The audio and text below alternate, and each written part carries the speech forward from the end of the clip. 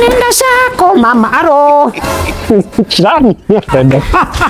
Na hiyo imeingia hata wewe uko namna gani? Niko fiti huko aje. Mimi niko salama. Namaste. Sasa ndo nimekuona hivi. Nikasema huyu Chirani nikimstua anichamstart kale kitu tulikuwa tumeongea. Kitu gani hiyo? Shire deni nilikuwa nimekupatia ukaniambia utanirudishia ile on Monday ile 150 shillings kilometer per hour. Nimekumbuka. Exactly. Lakini sasa ufanye hivi. Sutulie Monday ifike basi. Hapana. Leo tumefika Monday, mbona unasahau si Friday si ilikuwa Jumatano. Saturday Jumasita. Sunday jana si ilikuwa Jumasaba. Sasa leo ni Monday Jumanane. Okay. Mwaka iko na Mondays ngapi? Mwaka inakuanga na around 52 Mondays. Na sasa ukue mpole Monday ikifika ndakupea pesa yako.